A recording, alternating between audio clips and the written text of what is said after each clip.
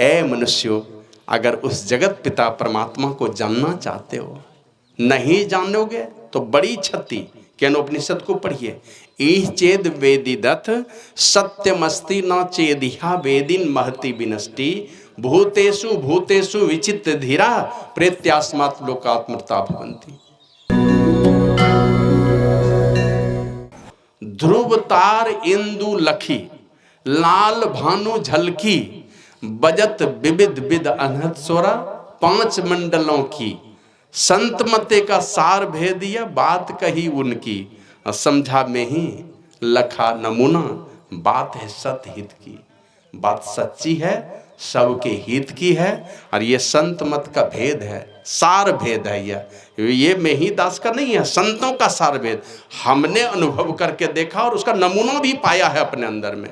तो महापुरुष जो बोलवाते हैं, शास्त्र पढ़ करके जो बोलवाते हैं, जिनके माध्यम से जो बात बोलवाएंगे उनके श्रीमुख से ये बात निकल जाती है।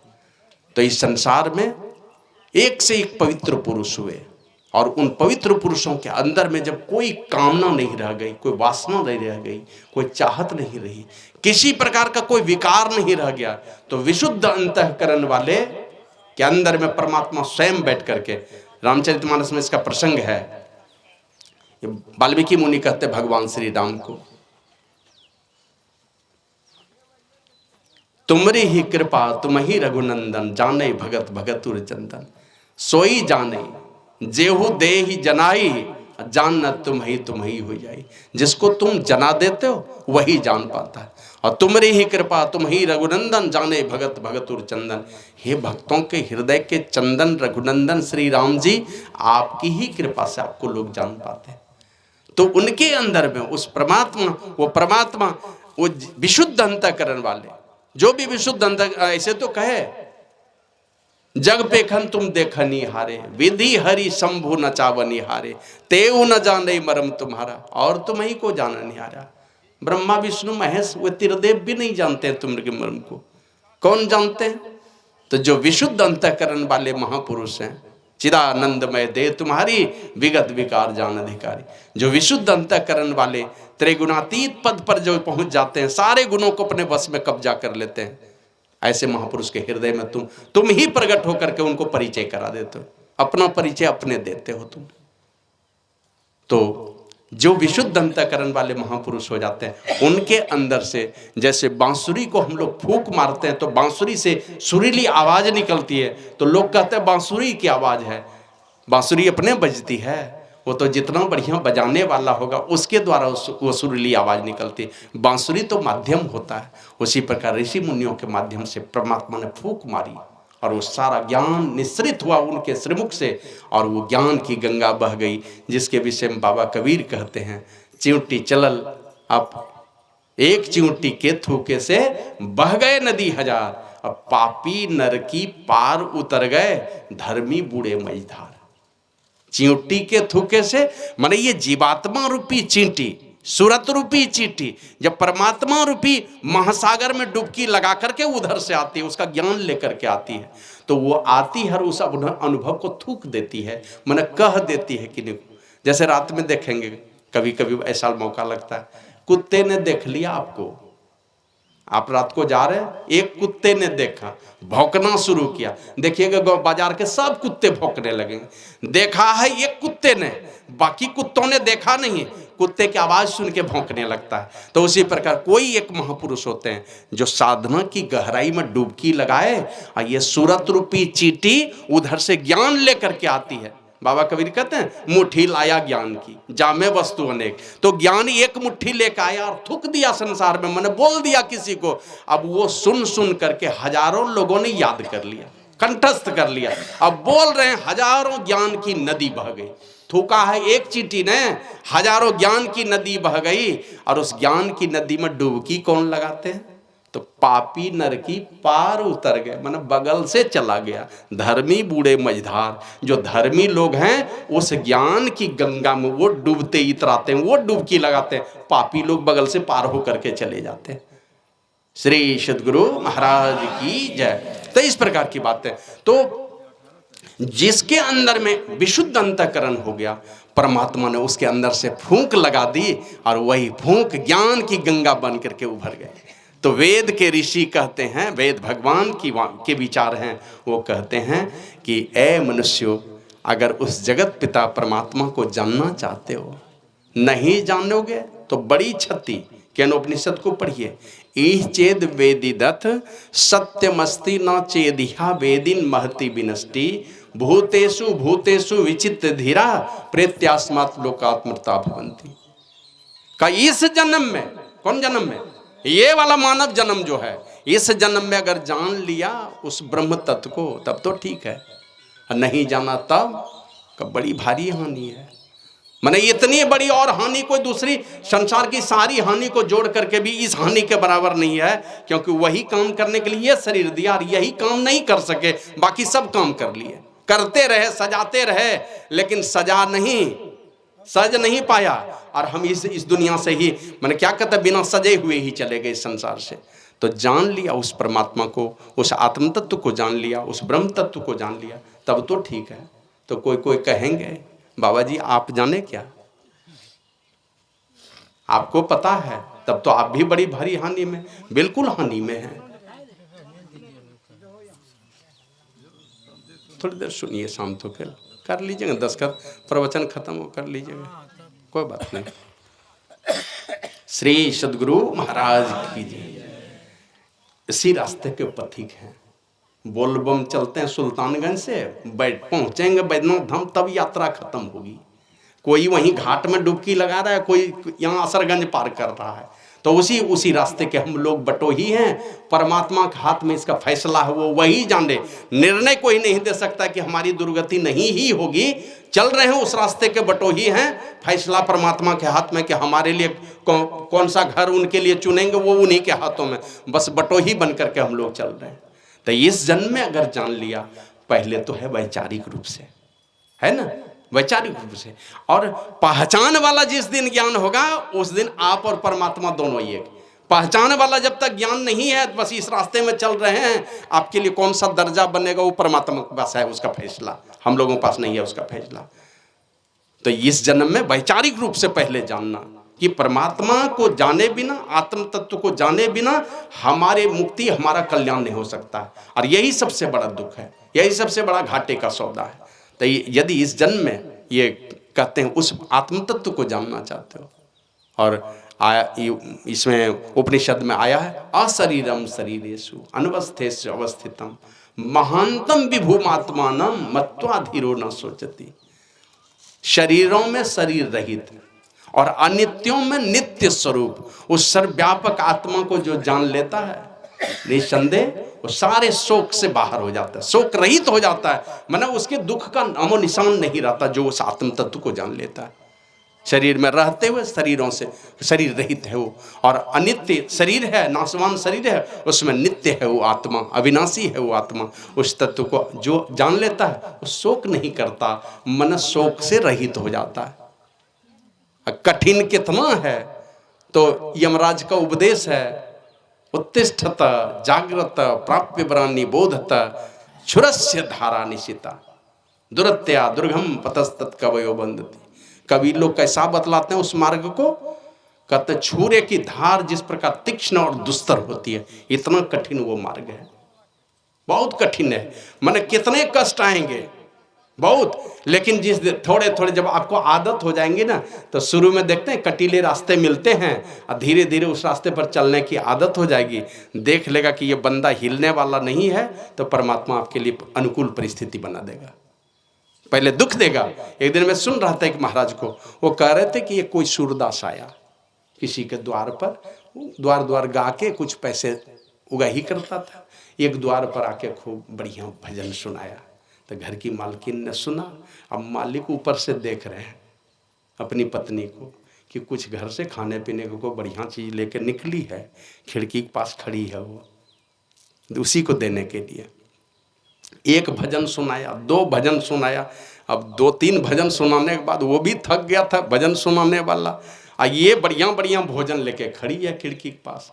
तो पति उनके पूछते हैं, अरे क्या बात है, कितना थका के माने थकाना चाहती गा करके, भजन गवा करके, दे दो कुछ देना है तो दे दो, का देना तो उसी को है, लेकिन हमको तो और भजन सुनना है। मैंने उसका थकना मुझे अच्छा लगता है।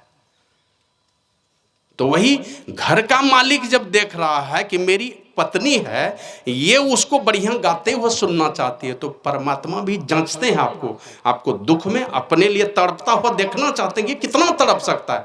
आप कभी कभी देखते हैं छोटे बच्चों को, देखते हैं कितना रोता है, बगल में छिप जाते हैं, माँ के लिए रोता है कि नहीं रोता है, तो 1-2 मिनट रोने देते हैं, फिर जाके सीने से चिपका लेती है। तो परमात्मा जांचता है, आपको तड़पता हुआ देखेगा, लेकिन एक समय ऐसा आएगा कि आपके लिए अनुकूल परिस्थिति बना देगा। तो छुरे की धार जिस प्रकार तीक्ष्ण और दुस्तर है, उस प्रकार ये मार्ग है, और उस तत्व को जाने बिना हमारा परम कल्याण भी नहीं है। तो इसलिए हमारे गुरु महाराज कहते हैं, उसको अगर जानना है, 2 बातों को एकदम याद रखना है ना, कि एक वो अवस्था है, उस अवस्था में परमात्मा की पहचान है। कौन अवस्था में? भिद्यते हृदय ग्रंथि छिद्यन्ते सर्व संशया छियन्ते चास्य कर्माणि। हृदय की सारी गांठ गिरा खुल जाएगी। विद्यते हृदय ग्रंथि छियन्ते चास्य कर्म, सारे कर्म नाश हो जाएगा, हृदय के सारे गिरह गांठ टूट जाएगी। उस समय परमात्मा का साक्षात्कार होगा। और दूसरे तरफ रामचरितमानस में है, गोचर जहां लगी मन जाई सो सब माया जाने हो भाई। माने कोई भी इंद्रिय सक्षम नहीं है उसको ग्रहण करने में, इंद्रियों का विषय ही नहीं है वो। तो विषय है किनका? पूज्य भगीरथ बाबा एक दिन पूछते हैं गुरु महाराज से, हुजूर परमात्मा किसे कहते हैं? यही पूछे तो गुरु महाराज कहते हैं, सारी इंद्रियों की हुकूमत से, सारी इंद्रियों की गुलामी से स्वतंत्र होकर के आत्मा जिसको ग्रहण करे उसी को परमात्मा कहते हैं। सारी इंद्रियों की हुकूमत से, सारे इंद्रियों के लाग लपेट से अपने आप को बाहर कर लीजिए। उस अवस्था में जब आप स्वयं हो जाएंगे, जैसे सारे कपड़े को खोल देते हैं तो आप निर्वस्त्र हो जाते हैं, पूरे शरीर को देख पाते हैं, उसी प्रकार सारे इंद्रियों की जो लपेट इस आत्मा के ऊपर पड़ी है, ये सारे लपेटों से अपने को बाहर कर लीजिए। बाहर कर लीजिएगा, आप जब अकेले हो जाएंगे उस समय जिस चीज को पहचानेंगे वही परमात्मा है। तो बोला कि आत्मा किसे कहते हैं? आत्मा किसे कहते हैं? का जिसकी पहचान, जो परमात्मा की पहचान कर सके उसी को आत्मा कहते हैं। माने ये 14 इंद्रियां सक्षम नहीं है उस परमात्मा को जानने के लिए। आत्मा से जाना जाएगा। जैसे अपने चक्षु से ही अपने चक्षु को देख सकते हैं, हम लोग दर्पण का सहारा लेकर अपने चक्षु से ही अपने चक्षु को देखते हैं, उसी प्रकार आत्मदृष्टि से ही उस परमात्मा को देखा जा सकता है। तो इसको स्वरूपता अगर जानना चाहते हैं, उस तत्व को जानना चाहते हैं, हमारे गुरु महाराज लिखते हैं, बुद्धि परे चिंतन से न्यारा अगम अनाम कहाई। वो अगम पद है, अनाम पद है।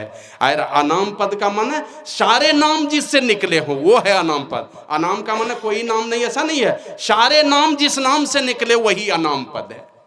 सबों का जो आधार है वही सर्वाधार है, उनका अपना कोई आधार नहीं है। तो अगम पद है, अनाम पद है, लेकिन है कैसा? कहते हैं बुद्धि परे चिंतन से न्यारा। हम लोग उपनिषद में पढ़ते हैं, यन मनसा न मनुते ए नाहुर मनुमतम। मन से नहीं जाना जा सकता, बुद्धि से नहीं जाना जा सकता, कोई इंद्रियां उसको ग्रहण करने में समर्थ नहीं है ना। जैसे घड़ी साज की दुकान में जाकर के हम लोग घड़ी ठीक करवाते हैं, तो क्या करता है, ये बड़ा बड़ा पंपिंग सेट खोलने वाला जो औजार है इसी से खोल लेता है, इससे नहीं खुलता तो उसके लिए छोटे छोटे पार्ट हैं, छोटा छोटा औजार है उससे खोलता है। मोबाइल को खोलता है तो कैसे खोल लेता है? ये सरसी भिड़ा देगा तो खुल जाएगा उससे। मोबाइल क्या, मोबाइल को खोलने की दूसरी सरसी है, छोटा वाला औजार है। तो ये 14 इंद्रियां सामर्थ्य नहीं है। बुद्धि परे चिंतन से न्यारा अगम अनाम कहाई। वो अगम पद है, अनाम पद है, लेकिन पाएगा कौन? तो कहते हैं रह में ही गुरु सेवा लीना। गुरु सेवा में जो लीन रहेगा तभी हुई रसाई। रसाई में पहुंच, उसकी ही पहुंच होगी जो गुरु सेवा में लीन रहेगा।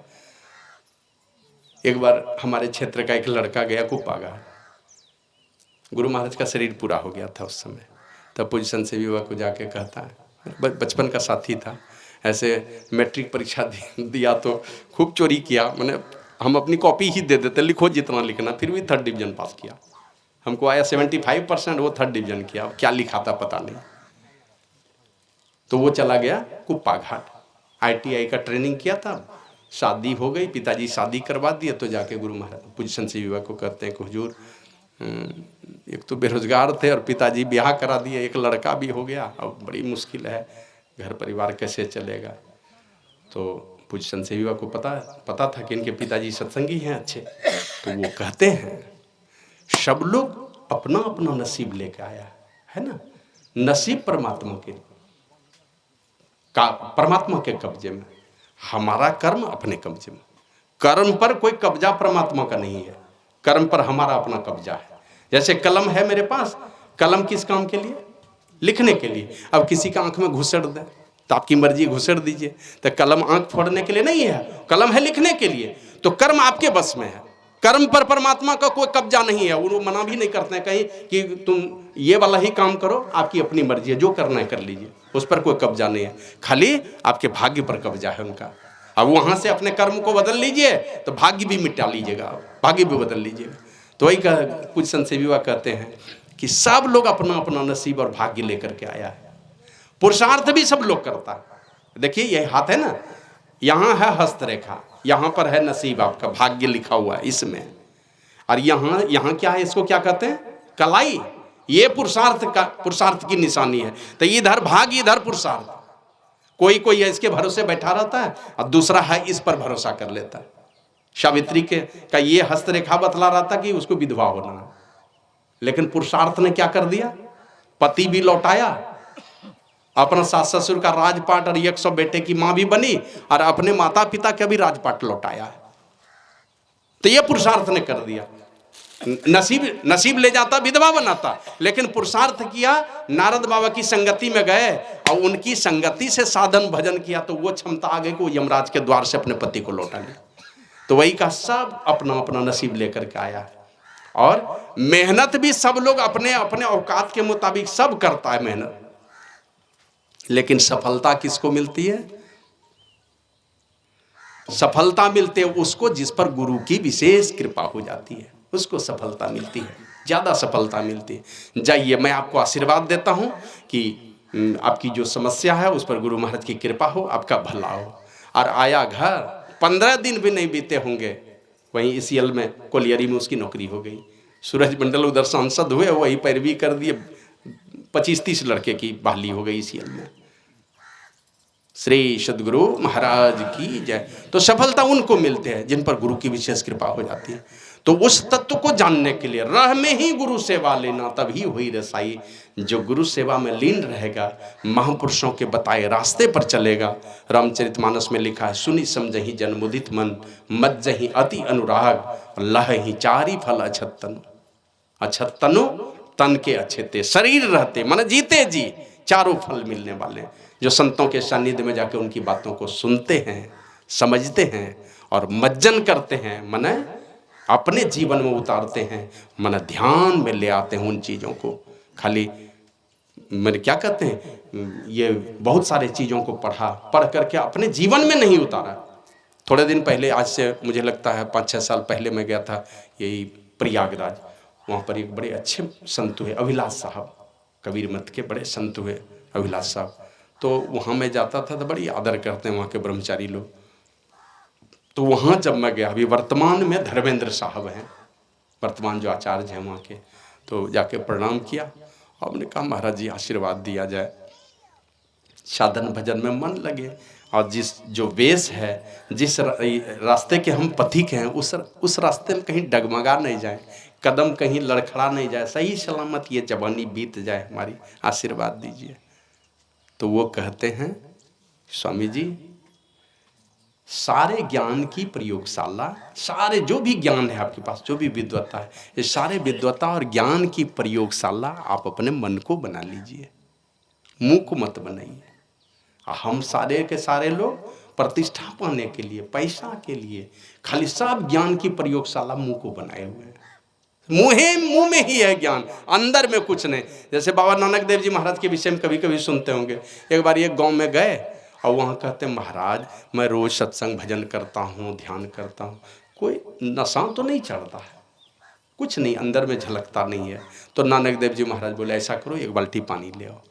पानी मंगवाया, कहा थोड़ा भांग पीस करके ले आओ, भांग धतूरा मिला के पिसवाया, कहा पानी में घोलो, थोड़ा गुड़ डलवा के मिलवा दिया उसमें, और कहा एक मग मंगा लो। अब मग मंगाया, मग से मुंह में पानी ले कुल्ला करके फेंक दे, पूरी बाल्टी का सब पानी कुल्ला करके फेंक दिया। तो नानक देव जी महाराज पूछते हैं इसमें भांग डाले हो असली की नकली? का महाराज एकदम असली है। का धतूरा? का वो भी असली। का भांग धतूरा गुड़ सब डाल दिया, हम एक बाल्टी मुंह में लेते गए तो नशा नहीं लगा। का महाराज नशा ऐसे ही लगेगा, जब तक कंठ से नीचे नहीं उतारेंगे तो नशा कहाँ से चढ़ने वाला है, आप तो कुल्ला करके फेंकते चले जा रहे हैं।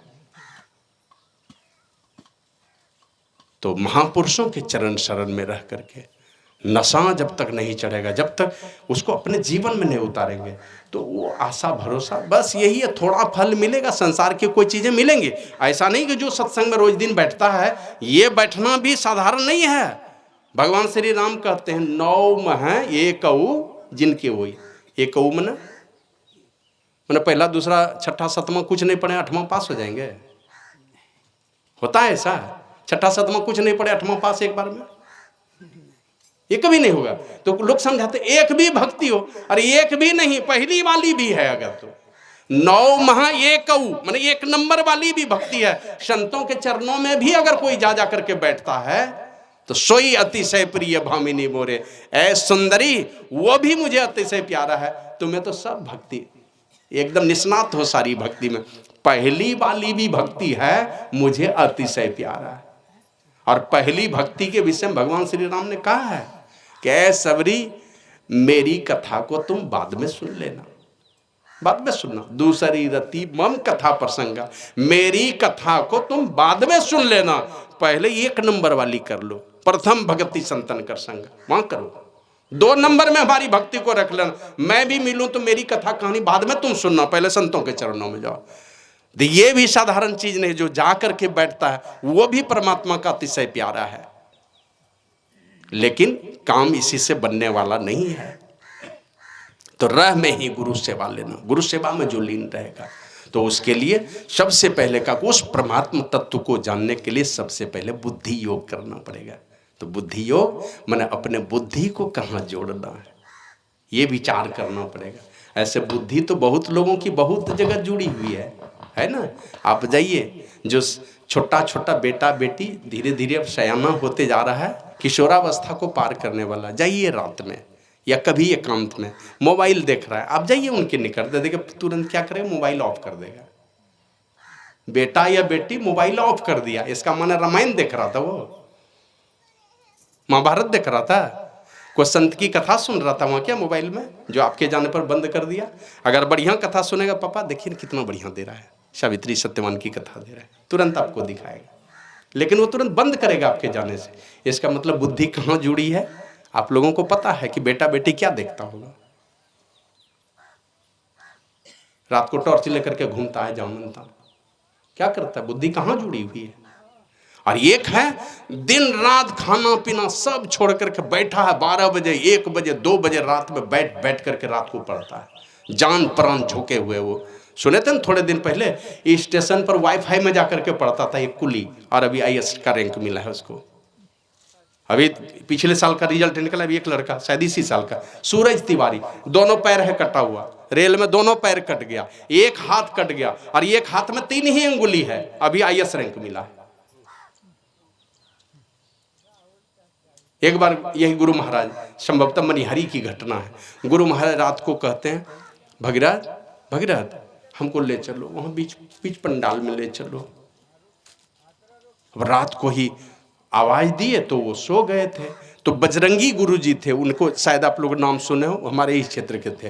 तो बजरंगी गुरु जी रात में बर्तन साफ करते थे ना, खूब ऊंची आवाज में भजन गाते थे, और पूरा सत्संग योग रामचरितमानस पूरा मैंने गुरु महाराज का सारा ग्रंथ उनको याद था।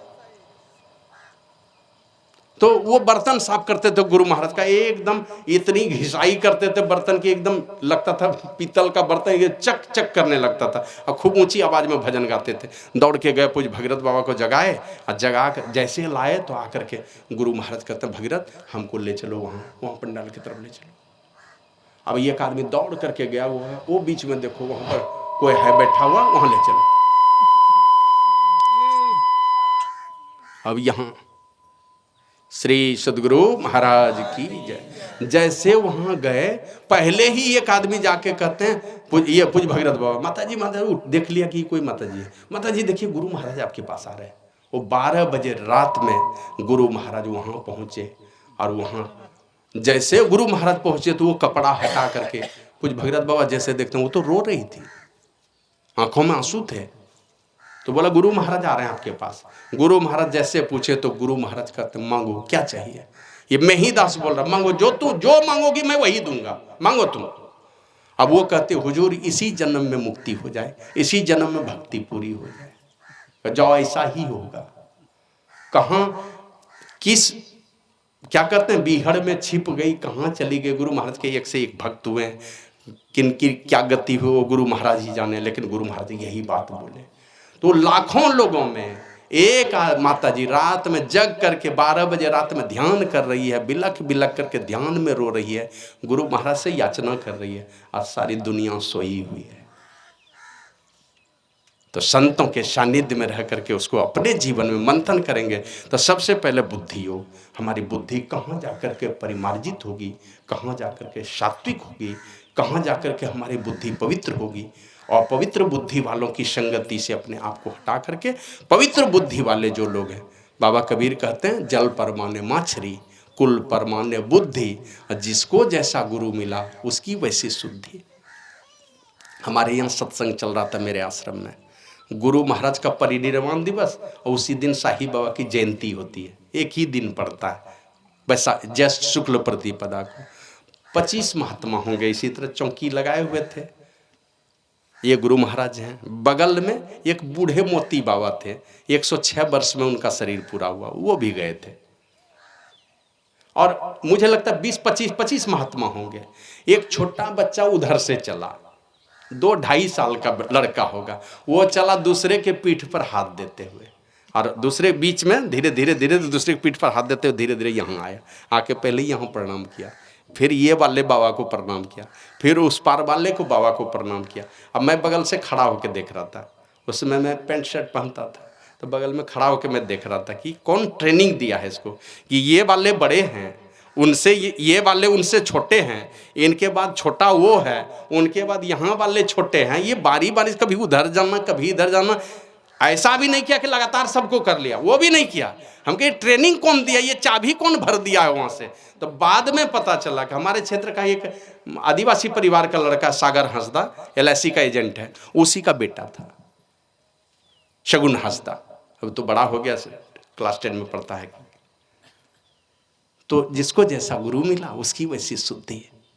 जिस प्रकार सिखाने वाले अपने बुद्धि को, जैसे बच्चे आते हैं अपने संस्कार लेकर के, अपना भाग्य लेकर के, लेकिन जिस प्रकार के माता का कोख मिल जाता है, अब माता पिता का शुरुआती बचपन से ही अगर जीवन पवित्र रहा है, और उस माँ के कोख में अगर कोई बच्चा आकर के पड़ जाएगा तो उस बच्चे के माँ का संस्कार मिल जाएगा। एक तो माँ, वो बच्चा अपना संस्कार, और यहाँ से माँ का संस्कार मिल जाएगा। वहाँ से पिता का बढ़िया जीवन रहा है तो पिता का बढ़िया संस्कार उस बच्चे के अंदर में चला आएगा। तो जिसको जिस प्रकार के गुरु मिल जाते हैं। और आपने देखा होगा कोई मछली मारने के पकड़ के लाता है बेचने के लिए, अगर 1 क्विंटल की मछली ला करके आपके सामने में रख दे तो क्या कहेंगे, पोखर की मछली होगी? कोई नहीं कहेगा पोखर की मछली, सब समझ जाएंगे या तो गंगा जी नहीं तो समुद्र की मछली होगी।